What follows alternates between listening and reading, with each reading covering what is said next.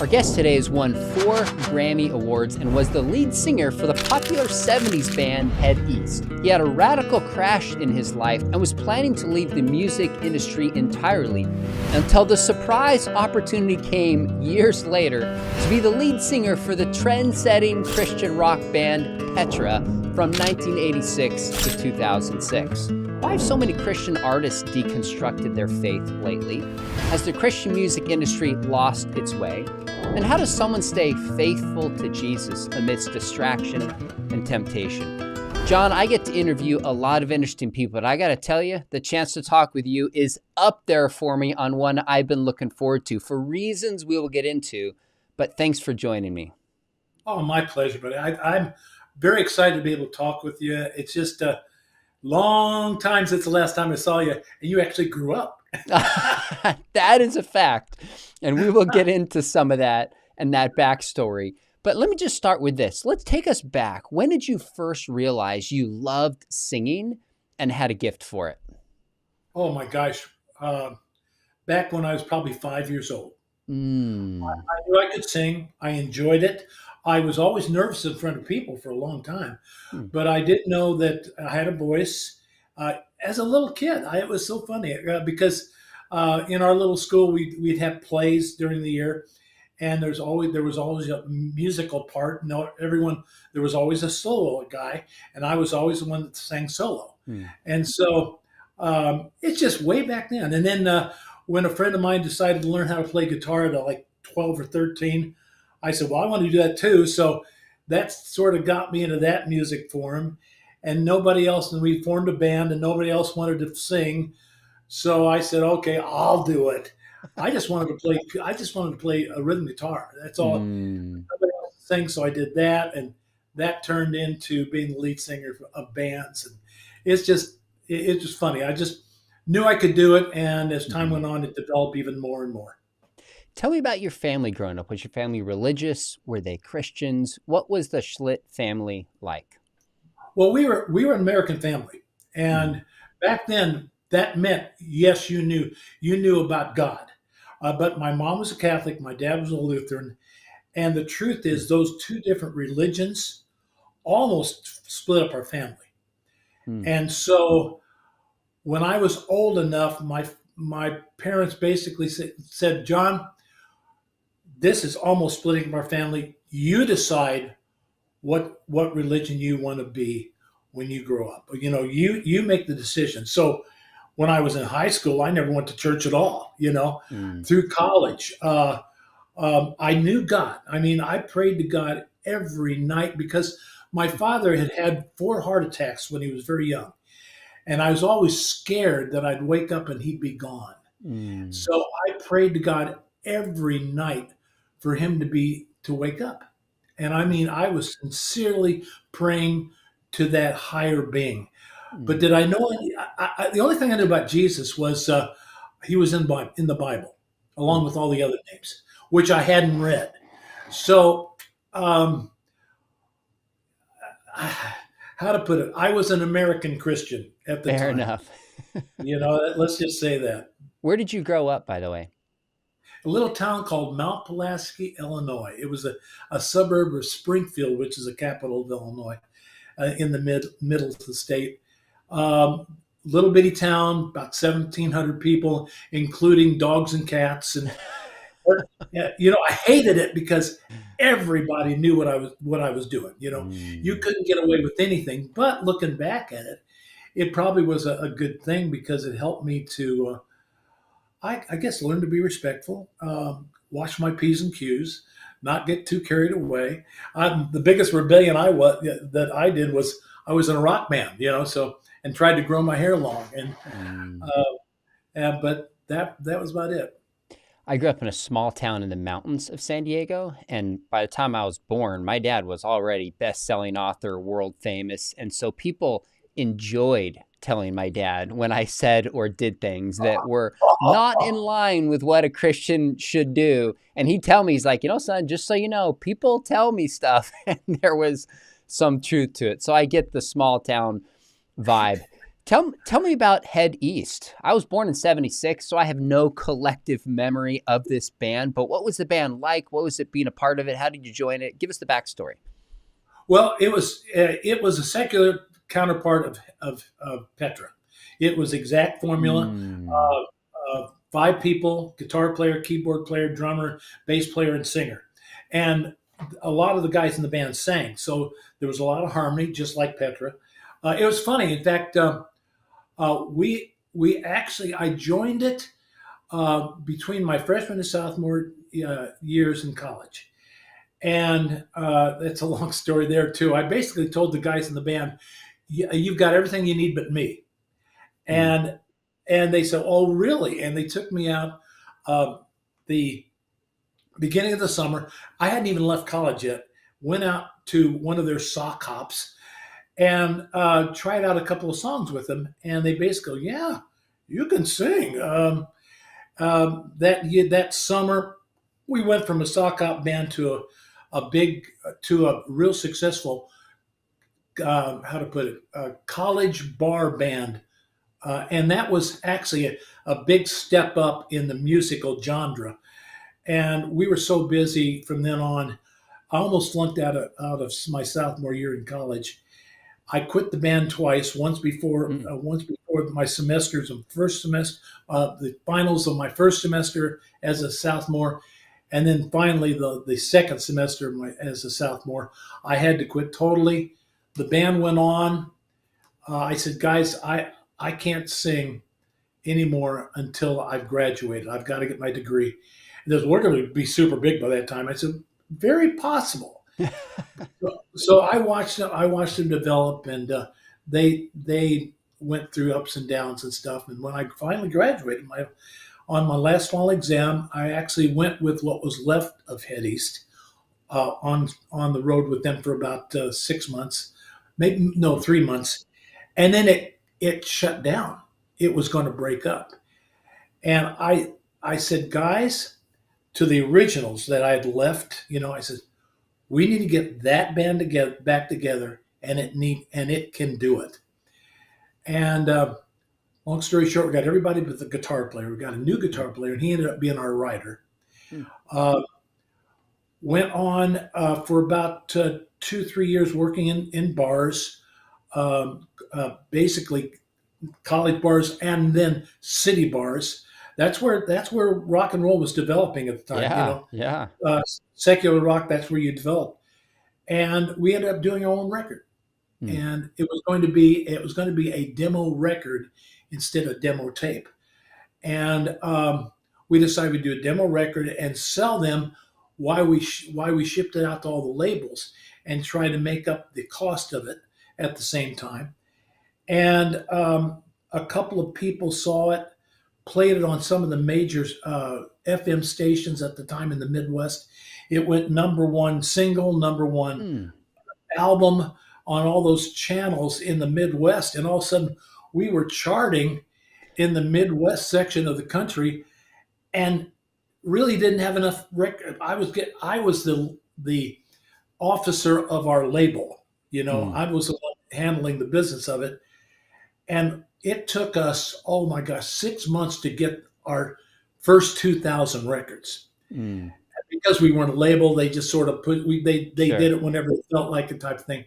And we were getting orders for 10, 20,000 records from all these distributors just out of the blue. And I'm going, I don't know what to do. And we found an agent, a manager, Mm. who put us with several major record companies, and we had a choice. We basically had a musician's dream. Companies came to us and bid on us. So it was Amazing. ended, ended up with the biggest booking agent in the world, Premier Booking. Had A&M Records as our label. Had a really great managers out of St. Louis. Just went from a bar band to all of a sudden we were touring all over the world. Well, no, all over the country with some of the major tours happening. And that went on for about, oh shoot, I think we started, the record came out in 75. It republished on A&M Records in 76. and we were on the road from then on until 1980. Mm. And within that, we also did 5 more records besides the first one. Wow. And I'll tell you what, even even a musician's dream can turn into a nightmare if it's over and over and over again every night the same thing. I had a family. I was never home. Um, Everything came second besides the band, with the excuse that one day we were really going to make it and all be rich and we'd make up for all the sacrifice we made since then. And but with that came the backstage of the secular music system with a guy that didn't know Christ. And that's where temptations, peer pressure, boredom uh, started started piling up on me. When I first started the music, I was not going to mess up. I wasn't going to mess up my life because I had graduated as a civil engineer and I figured I'd be in music for 2 or 3 years. I didn't want to get messed up on drugs, and then I'd have a total stable mind and go out and be an engineer. Well, that didn't happen, and I started drinking beer like it was water because really backstage that it really was. Water wasn't cool back then, so your refreshment tub and your was filled with beer. Mm. So I drink beer, and I got to a point where I could drink a 12 pack before I even got on stage and wasn't really even feeling it Wow. because I started 11 o'clock on sound check and just sort of slowly go and got to a point where I didn't know how to be on stage without drinking before. Mm. Mm. But along with that came the next big successful high, and that was cocaine. And then Mm. cocaine took me over. Um, I didn't think I'd ever be that much of a victim of it, but yeah, I was very dependent on coke, on booze. I drink beer. I do coke to get up, drink beer to get down. Then it got to vodka, and to a point in 1980, I actually got fired by the band Oh. because I was so messed up. Mm. I'm not sure if that was exactly it because there was a power play involved in there. But you know what? The guys that are part of the band now, they're good friends of mine now. Praise God. For 13 years, I didn't want anything to do with them. But as time went on, my walk with Christ got deeper and deeper and deeper. And praise God, I was finally able to just say, you know what? What you guys did was absolutely the best thing that could ever happen to me. Thank you very much. Mm. And we got back together, and I was able to play with them on some That's 50th anniversary things, mm. and so it was a beautiful thing. I was very glad that I was able to get back with them and be friends because they were family. They were family for 5 6 Oh my years. goodness. Yeah. So you're But keep going. but that was a Hetty's time, and Mm. loved the crowd. Always loved my crowd. Mm. Uh, but going backstage afterwards, again, like I said, that was a dark area for me. I did not have Christ. I was fair game. And I really think, as I look back, I still say that was the enemy's world, and he had a plan for me, and it wasn't good. Mm. Well, bring the story full circle. So they fire you. You were living the dream, but internally fighting demons. How Mhm. did you end up turning your life around? Well, I went on a 6 month bench after I Mm. left the band. I went with an excuse that I was going to start a new band, and really the only thing I got 5 guys from different parts of the country, great band, including my brother. I had my brother in there, and he's a great keyboard player, singer. It's called the Johnny Band because that's what my mom wanted me to call it. So I called it the Johnny Band. And it was great, except for the fact that I used every day as an excuse to get either drunk or coked up every day. I mean, it got to the point where I don't know if I was ever totally straight in any for 24 hours a day for 6 months. And at the end of that 6 months was my anniversary, my wedding anniversary, my ninth wedding anniversary. It was on the 28th of August. And what I normally did was I get totally plowed, then I do coke and sober up, and I could handle Mm. everything. That couldn't find any coke. Got totally plowed, passed out, missed my party. And my wife, who that same 6 month period got saved. And Mm. that drove me crazy. I couldn't stand the fact that she tried to tell me about Jesus because I was too cool for Jesus. I'll become a Christian when I'm too old to have any fun. That was my attitude. And so I wake up that morning on the couch. My little 1-year-old son is looking at me like, Dad, well, why are you on the couch here? I just, he, he wasn't talking yet, but just that look. My 5-year-old daughter is playing in the living room also, and I'm looking at my two kids, and all of a sudden, a little voice in the back of my head goes, John, you're worth more dead than alive. Mm. And I said, and it totally made sense to me. I got up on my chair. There was and I looked at him. I looked at my kids and said, I'm not going to use a gun.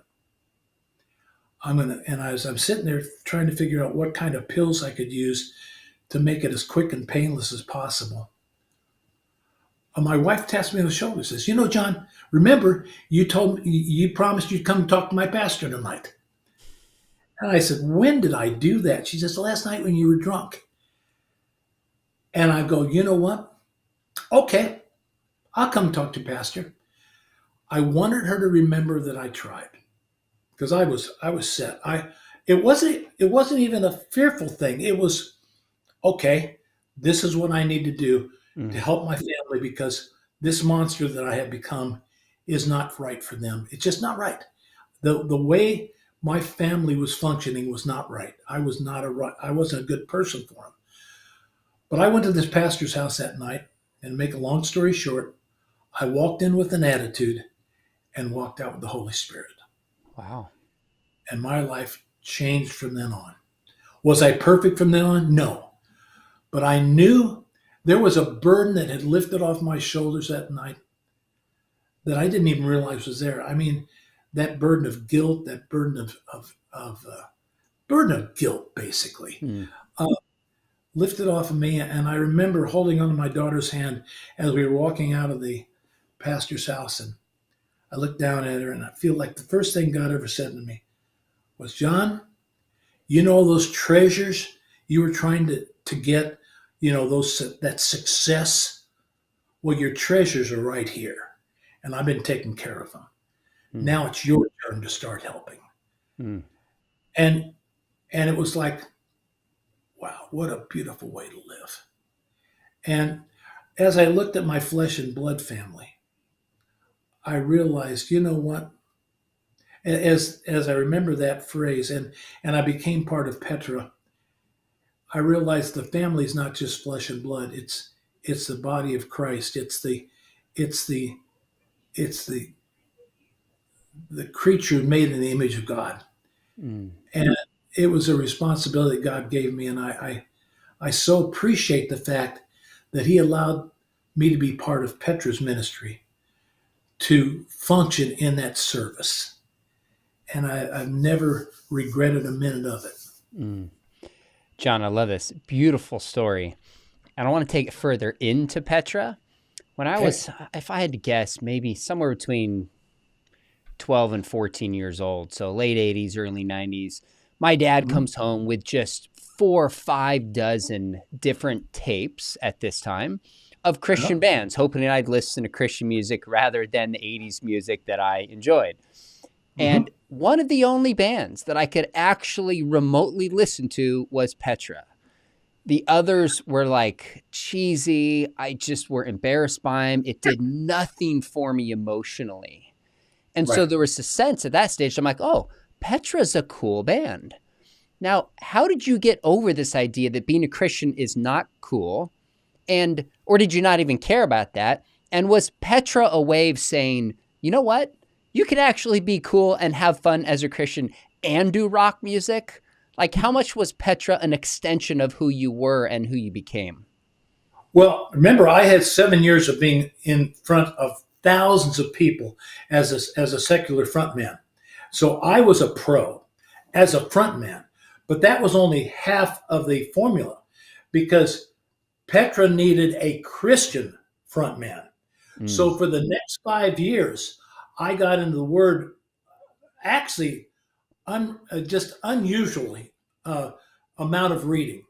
I wanted to know what this was all about. Why did I feel the way I felt now? Why did God actually give me a second chance?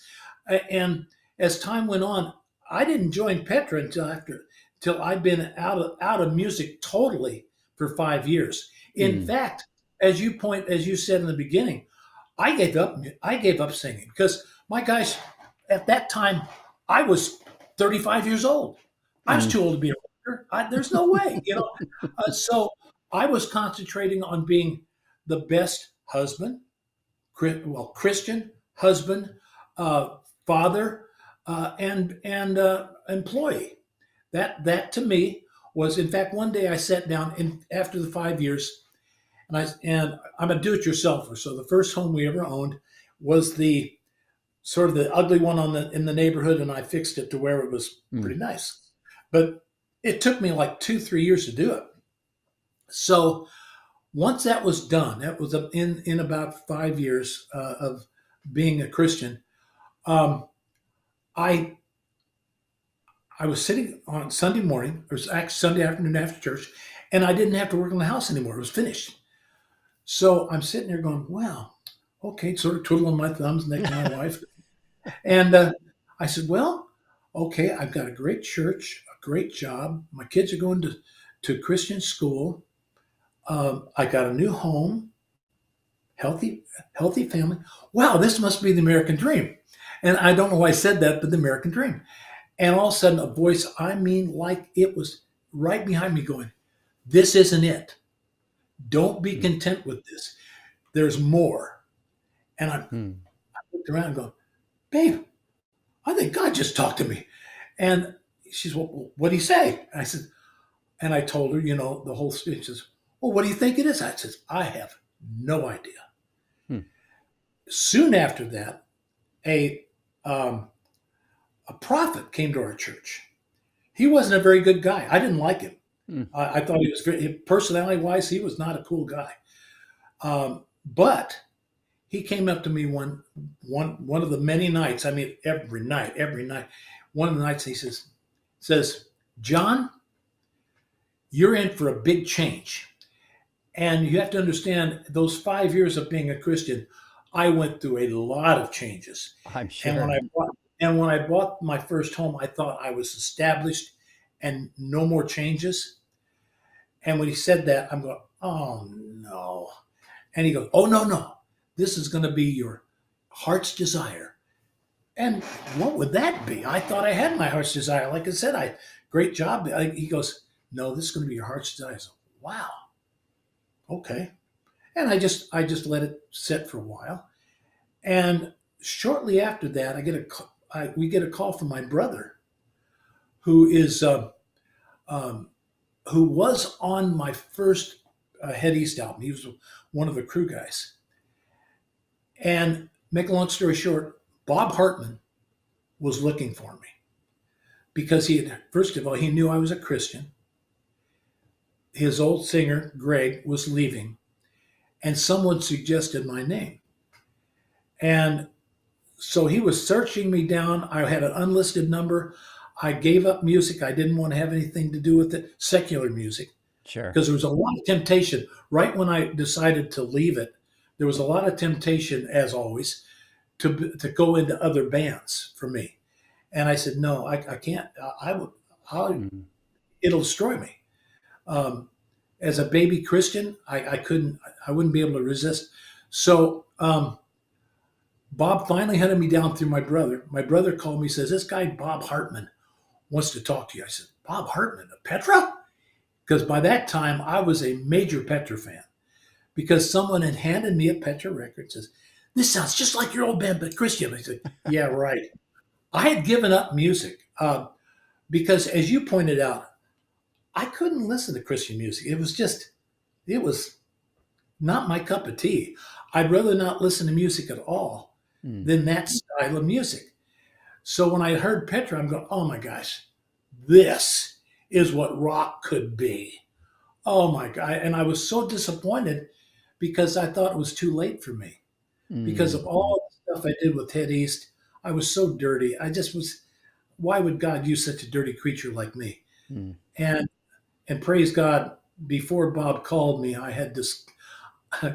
There was one day where I was sitting here feeling dirty, and God goes, John, which of the sins that you did is greater than my blood? Wow. And it freaked me out a little bit, and I go, oh my gosh, what was I thinking? Mm. That actually opened up the door that when Bob said, I'm calling you because I want to know, would you consider singing for Petra?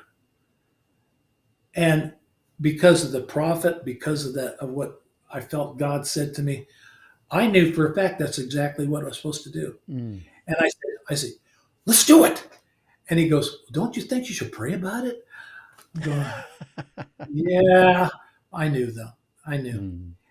And that, so really, when you look back, hindsight's an amazing thing. And God had 7 years of training me to be a front man and 5 years of getting deep into the word. And you asked me, was I sure? Why would I want to do? I knew for a fact Mm. this is what God had in store for me. It totally made sense to me. And there were many Christian bands that would, little bands that would call and say, John, would you sing? And my wife would go, it's not God. It's Mm. not God. Mm. And when Bob called me, she almost was like, that's what we've been waiting for. So when I started in Petra, I knew that I was supposed to be there. I knew how powerful rock and roll was. And I knew that the message that Petra wanted to deliver was the most exciting subject in the history of mankind. Why not use an exciting music form to sing about the most exciting subject in the history of man? Mm. And so I never had doubts at all. What were some of the challenges like doing this kind of music when so many in the church would take issues with it? I mean, in the 80s, the mantra really was sex, drugs, and rock and roll. And in the minds of many people, you can't separate those. So rock itself was of the devil. What were Mhm. those battles like? How did you overcome them? Walk us through that period, if you will. Well, the first years of Petra, we spent all our afternoons having pastor luncheons and youth pastor Mm. luncheons or our shows to explain give our testimony, explain why we do it. Can we have volunteers to help us? Mm. And it was it was our attempt to try to explain our vision, why we were doing what we're doing. And I would say it helped a little. But when you have someone whose mind is set, who've been trained their whole lives that this is evil, this is not, um, there's not a lot of open mindedness in the church sometimes. Mm. I'll tell you what, your dad, Mm. when we went on tour with Josh McDowell, it was it was a breakthrough that Petra had been trying to do for so long. Now Petra Wow. by this time was very had done a lot to actually as an evangelistic tool. In other words, we were working. Our music was working very well with people that were discovering Christ, and for kids that were in the church and were using our music to prove that they were still cool. I hate to put it that way, It's but as true. you said, when you listen to Petra, you could play it for your friend because this Hmm. was a cool band. The music was for real, and that really was our goal for Christian, for being evangelist to where kids that would never walk into church could hear the message through a music form that they comfortable with, and for Christian kids to say, "This is my band. I don't have to listen to so and so or so and so, or I can listen, but I can listen to my band too." And you play it in your car when your friends are there, and they go, "Ooh, wow, who's that?" Instead of, "Ugh, who's that?" And it was a fantastic tool for Christian kids, non-Christian kids, to be introduced and refreshed with the gospel. Mm. And so um, it, it was, but When your dad joined us, or when we joined him, it Mm. was over like a 3 album period. I think it was Petra. It was This Means War, On Fire. Hmm. No, four. This Means War, On Fire, Petra Praise One, and Beyond Beyond Belief. belief. That whole genre. We went on tour with Josh McDowell, and Josh, and these luncheons we were talking about. That man could put everyone in their place. It was so cool. Bob and I, and the other guys, but usually it was Bob and I, would go and we just sit there going, man, we couldn't tell them this. We couldn't tell them this. Mm. I mean, it was it was such an eye opener to the church that we were allowed to actually do what we do and not be totally chastised by by so many churches. And then when they gave us a chance, they realized, wow, these guys are doing God's work. Mm. Mm. They could tell by the fruit, as Josh would say. He would say, uh, "Judge by the fruit, judge by the fruit." And he was such a support. We love Josh. Josh has always been Mm. a very important part of Petra's ministry, important part of the guys' memories of him, and just so when you see him, tell him I appreciate Oh, him more than he does. for sure. Well, that brings back such memories. I remember being run around backstage at events, seeing you guys talking to you. And, as a kid, it's like, oh, yeah, my dad's Josh. I'm proud of him. But I was like, my dad he sings with Petra. That like gave me even cooler, vibes, so to speak. And so Oh, I, he was cool. I mm, mean, I'm serious. He'd go backstage with us and say some of the weirdest stuff. Go, what did you say? I mean, it was a looser. mm, It just everything was just he always knew exactly what to say, and we got that victorious. It was very cool. I love that. I do remember, I'm guessing it's probably early 90s, the first time I heard a Michael W. Smith or Amy Mhm. Grant song on like the secular radio station. And I thought it Yeah, was so cool and so interesting. Looking back, it's a little funny that I felt that way. And it's somewhat of a commentary of evangelical culture looking back 30 years later. But were you mhm. guys at that point saying, we want to break through, kind of like Striper wanted to break through? Or is it like, we just want to serve the church and we want to do explicitly Christian music like Petra did? Both. Both. Okay. We wanted to do exclusively Petra Christian music, but we wanted breakthrough. We did Mm, because if we do, so many more people will hear our message. mm, Was that going to happen? Not probably for us because we were too synonymous for being a Christian band. yeah. We couldn't go through the door the gatekeepers. I hate to put it, we couldn't sneak through the gatekeepers with just good, just sweet music or just sing about God. It just that wasn't Petra. Petra was talking about Christ, and Petra has always talked about Christ because Christ is our Savior. He's the one that sacrificed His blood for us. He's the one why you and I can talk Mm, and know where we're going when we die. And so uh, to say, and trust me, many secular labels. Well, the one we actually were with, which is funny, it was the same label as I was with Head East. We mm. were on their label jointly with Word, and they said, "Hey, just can you just tone it down? Just instead of say, just say God, and we can sell this for Really? you." Oh yeah, and we Wow. said, "No, no, we can't do that. That's we feel that's a sacrifice." Well, then it's going to cost you. I said, "Well, then that's what we do." Mm. And so, um, but it was worth it. Did we hit our glass ceiling? We always call it glass ceiling. It was a Christian glass ceiling. It's as far as you could go. And then meanwhile, we got to make sure that the Christian radio would play us, and there was a certain formula there where we had to Yep. watch out for. Mm. There was never a time ever in Petra's career where we had free reign Mm. uh, to be able to do what we wanted to do. There Mm. was always, look, can't do that. Look, can't do that. Can't do. Let's be cautious about this.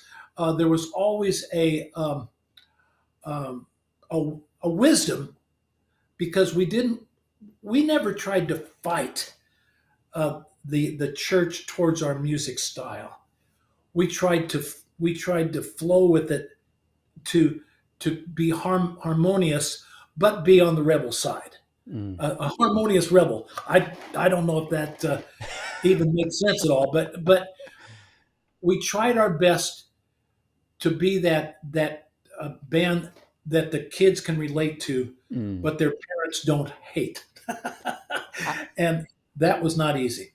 I've tried to explain to my kids what the culture was like in the 80s and how even just rock music itself, what people were so suspicious of it. And I remember my dad taking a lot of hits for Oh, traveling with the, I don't know if maybe calling it satanic might be an overstatement, but we would hear that at this rock band, Petra. And he just fought so many battles, like I know you guys did, for people to see the heart of the message behind it. Uh, Looking back, I guess two-part question. Does it surprise you the phenomenon we've heard of so many high-profile Christian musicians, whether drummers or singers or guitar players, have deconstructed? Does that surprise you, these stories over the past 10, 15 years? And why do you think that might be the case? I can't speak for them. You know, Mm. the world is very tempting, and for instance, you get secular success, and all of a sudden you're dealing with all these, these big bands, these big secular bands that have their own music, have their own lifestyle. Uh, you're partying with them, you're friends with them, but you are a minority in a in a vast area. It was like me when I was in their world and didn't have Christ at all. Well, they have Christ, but I'll tell you what: when you're the lone soldier and you get bombarded with all the questions and why what are you nuts? The degrading of being good. Um, sometimes you're weaker than you know, and Mm. the world dangles big carrots, and sometimes those carrots just you forget what it's all about and fall for it. And maybe the depth of their walk was never that great anyway. Mm. I don't know. I can't just because if you were a Christian artist and sincerely a Christian artist wrote great songs, there was a time when you really were walking the walk. But never underestimate the power of the enemy. Mm. Now, never give him too much credit because we have Christ, and that's always greater than anything they can do. But be wise, be wise and Mm. just be careful. That's a very balanced, gracious response. I appreciate that, John. Here's some questions that came on Twitter/X. I mentioned I was going Oh to no! interview you, No! and Oh no! Okay. no, they're actually really good ones. They're thoughtful Oh, ones. cool. And Cool. I'd love to ask you about which Petra song has had the greatest lasting impact on the church? Wow. Whoa. I can't say song, but I on the church. Well, I'll have to go album. I can't do, That's fair. but Yeah. Beyond Belief album, the album, that song is synonymous for Petra. We can not play anywhere. Shoot, I can't do solo work without being doing Beyond Belief, and I'm very excited about that. I would say our Petra Praise 1 and 2, and actually we did a third one, which was never nearly as big, but those praise and worship albums. Um, I think were very useful, especially in South America, uh, and Central America, for opening up doors to the mindset of where Christianity actually could. The closing doors were opening a little bit, and the concept of Christian music was opened a little bit because of that. Um, I guess that's the best way I can. I think the praise and worship stuff was very important. I Mm. think Beyond Beliefs was a very important record. I think This Means War was a very important record. I think No Doubt was an underrated record that should have had a whole lot more um, uh, exposure. Mm. But I mean, every record, uh, it's timeless. When you listen to it, it's still just as good as it was before. Still entertaining. Still has the same message. Um, those records. I mean, Bob Hartman is uh, to me, a spiritual legend. Mm, He, his music, his songs, his messages are life changing. I mean, God used Bob a mm, lot and allowed me to be part of that by translating it through my voice to be as real as possible. mm. Great answer. Here's another one for you. I'm just going to word it the way it was worded. It says, why has Christian music limited its lyrics so much? Petra lyrics like Creed and Beyond Belief were so rich in informing faith. Do you think musicians just aren't theologians? They have a different focus? Why might there not be as explicitly theological songs today in the way that yours and Petra were? I think two culprits: the Christian music industry itself and the world, Hmm. and they work hand in hand. The Christian music industry wants to make a living. I get that. I think they lost and the way they do it now is they go totally praise and worship, and and it's edification, and that sells. Christian rock, I think, was very, and still is, very evangelistic, Hmm. but it doesn't make money because the Christian radio stations listen to the people that pay for it, which are usually 30 and 60-year-olds that don't want to hear anything but praise and worship because it's edification. They don't want to hear evangelism. Um, Hmm. so it's a matter of dollars, and it's a matter of dollars, I Hmm. think. Now, that's not saying there aren't people out there that are evangelizing. You just don't hear them because the Christian radio station don't play them. Secular's certainly not going to play it. And so they're out on their own, like Petra was. The only difference with Petra is for some reason God allowed our brand to grow into something bigger to where we don't necessarily have to have that anymore. And I will say that although the internet destroyed music, the way the money, the Mm, way of making a living of music, mm, it also had the old way.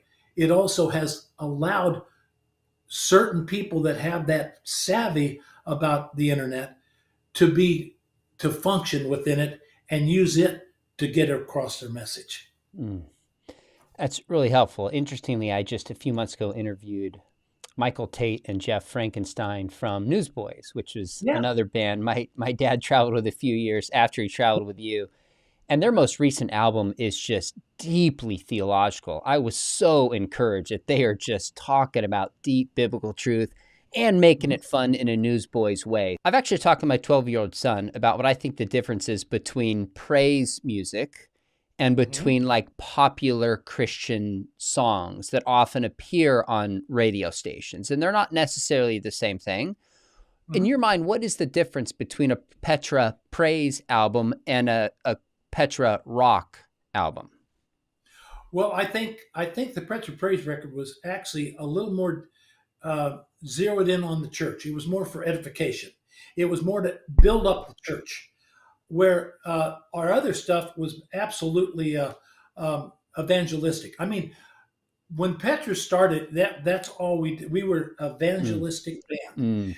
mm, But what happened was we would play, and when I say we, I wasn't part of this at the time, but they would go and play in at the parks, prisons, coffee houses, anywhere that they would allow them to play. mm, And it would be people would come and listen and go, wow. And then as they got bigger, Christians would come because they had the record, they loved it.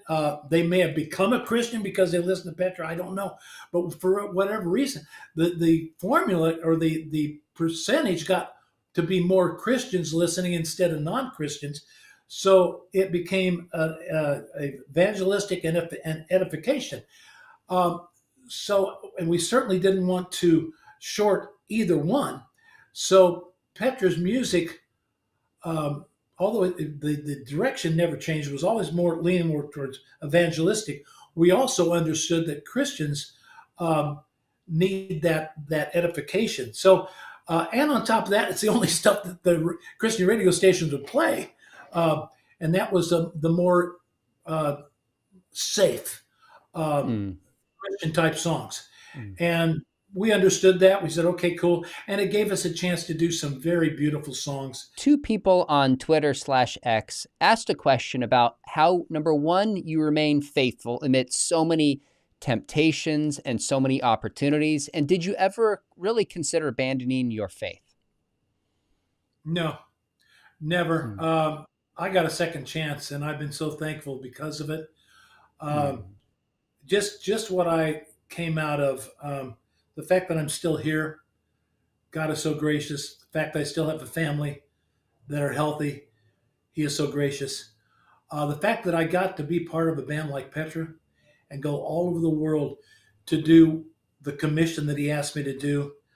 Oh no, there's no. I've never had a second thought about it mm. ever. So, how do you remain faithful? You're still plugged into a church when you're on the road? Did you stay in scripture? Did you have certain principles? It sounds like earlier when you talked about the opportunity to go bigger on secular music, but change out the word Jesus, you guys had certain convictions that guided you. What are the things that helped you stay faithful amidst some of those temptations that came up? Well, for one thing, Petra is a Christian band with five individuals that are pretty heavy duty Christians. Are we perfect? No. We get mad at each other. We get angry. We insult.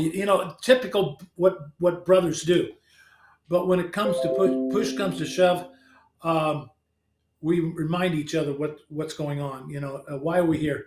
For instance, before we go on stage, we ask God to forgive us for everything we did that day because we Mm, want to walk on stage as clean vessels to where He can use us and we can stand all the way. And when you have those kind of principles in your life, it's amazing. You almost take it for granted, but you don't, mm, because when you're walking on stage and you're singing about Christ and uh, your expectations of what's going to happen that night is so exciting that it's hard for you to. It's hard for me to quote be tempted by the world when I've seen what the world does and it's not that mm, exciting to me. mm, Been there, done that. I don't want it again. mm, And as far as the other guys, I not necessarily been there, done that, but they're just good people. They're good mm. people. I've been with a lot of different Petra bands, and we've all had that spirit of Christ and what it's all about. So never had to worry too much about temptation. What encouragement would you give to young, aspiring Christian artists or musicians? Okay, first of all, be content with small things. Mm, Start from the beginning. Um, if whatever God opens up for you, be content there. I mm, mean, if you think you're a superstar and all you can do right now is play guitar and sing in front of four people, do it. mm, Use it as rehearsal. God has a plan. If God's put that in your heart, it's just always think of it as rehearsal. Um, but be the best you can. Don't ever settle for second best for Christ. Don't in your mind ever say, "Oh, it's Christian, it's good enough." You should always say, "Oh, it's Christian, it's got to be the best," because that's what Christ deserves. mm. Amen. I love that. Well, so many questions I could ask you. Definitely want to respect your time. For the record, John, I think my favorite Petra song is Get on Your Knees and Fight Oh, Like a Man. I love I that love song. yes, That's I love so that song good. too.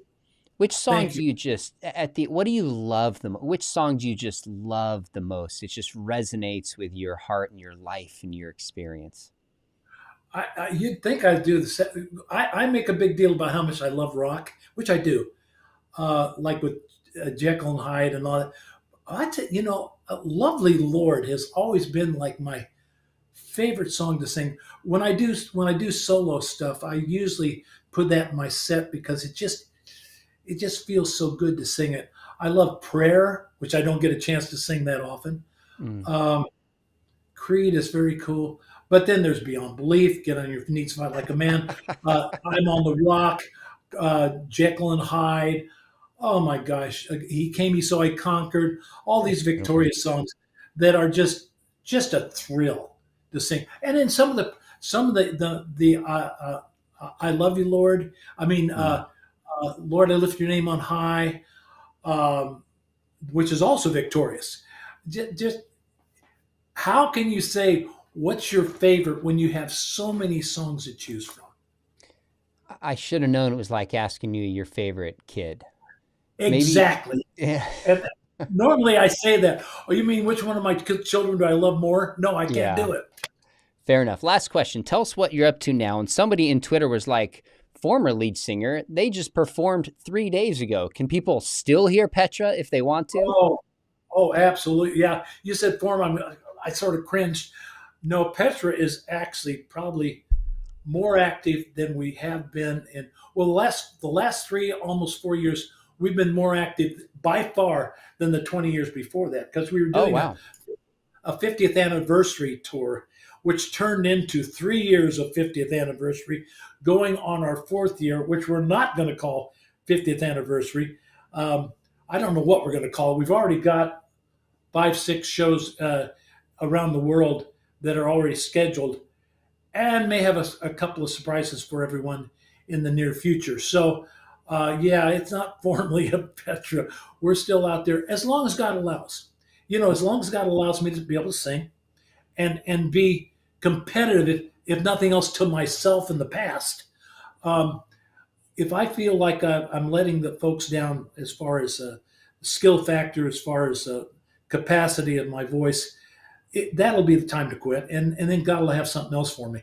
But until then, and the band is playing amazing, then we'll do what we do. Well, I love it. And even if it slips a little bit, people are going to have a lot of grace just that you're back up there singing and having fun and bringing us back to so many songs that we love and enjoy. So, my bad for saying former. I appreciate the correction. I want to encourage everybody listening right now, go take their kids, support the show, check your website online, find deadlines. What a joy to go see you live. In fact, I'm going to make a note and see if you're anywhere near me and maybe bring my kids. I would love it. Yeah, say this is what I used to listen to, or no, Mm. this is who I went out with. That's very cool. Only you can say that. Well, very, very true. John, this is such a joy. Thanks for being generous with your time. My And pleasure. this has been a real special conversation for me. Folks, before you click away, make sure you hit subscribe. We've got some other conversations, especially on apologetics and worldview coming up. Make sure you hit that subscribe and notification button.